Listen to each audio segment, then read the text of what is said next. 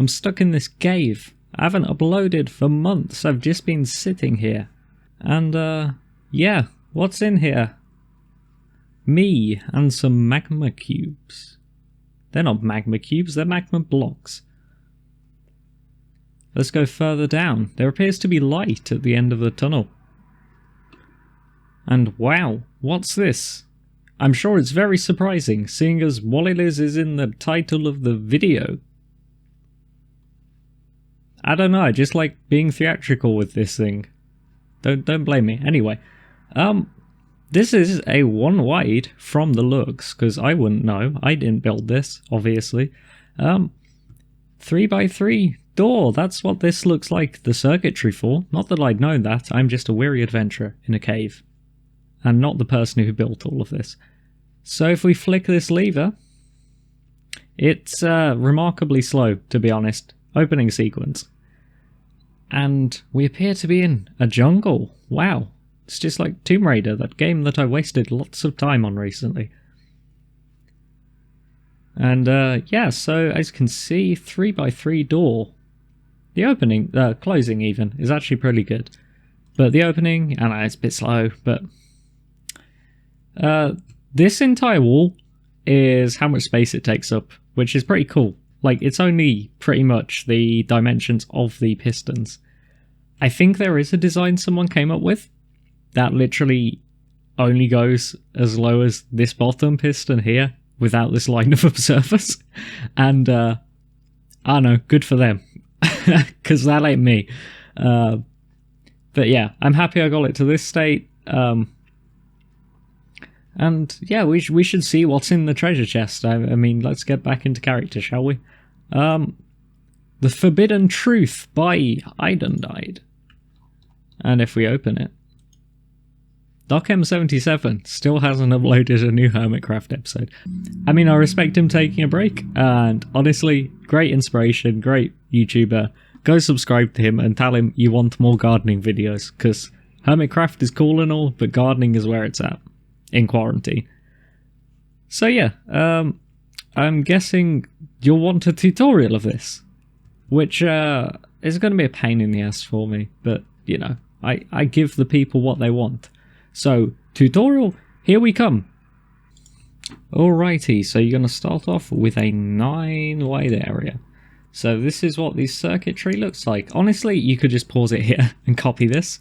But obviously, a lot of you will need tutorial. So I have observer, green wall for the double extender, which there's one of, yellow wall for the whole opening shebang, slab we're going to need, repeater, we're going to need redstone, we're going to need a lamp, sticky pistons, so 1, 2, 3, 4, 5, 6, 7, 8, 9, 10 of those. If I counted right, no, that's 9. That's 9 of those. Okay, 9 sticky, nope, 10, 11 sticky pistons. And this many observers, I'm not counting, it's a lot of observers, okay? You can count at the end and then just go back and, you know, work out how many observers there are.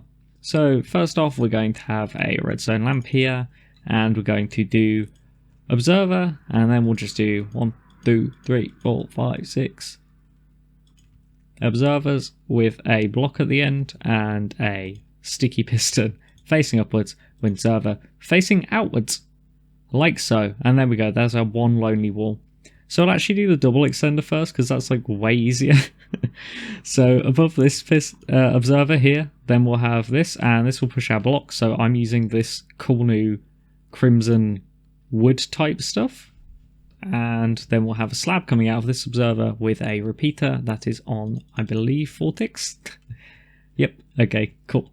And then we have a redstone lamp there with an observer coming out, and then we also have a crimson wood there, which is just going to make up the frame of our door. Okay, and important, we actually need a furnace, and the furnace will stop some blocks getting pushed that would otherwise be pushed, and that actually makes the entire thing work, which is pretty cool. So there's 2 redstone here, there you go, under this lamp, and that pretty much finishes the double extender. So how this kind of works is this will turn on the bottom piston, and then when it turns off, this observer fires, which will fire this piston, which pulls the block down from above it, like that. So that's what's happening here, is this gets turned on, So this piston gets pushed up, and then when this gets pulled down, this piston will fire. To fire the piston when it's here, we actually use a signal going all the way around from the top, and it powers this block at the right time to power this when it gets pushed up to pull the block down from the middle. So it goes like that, and then that, and that. So anyway, that's cool. Right, so we've got yellow wall here and yellow wall here, and then we have an observer facing upwards into that yellow wall next to that piston. We've got a redstone dust on this block here, and then we just have an observer coming out of the lamp going into that block. Now we also have a observer going upwards.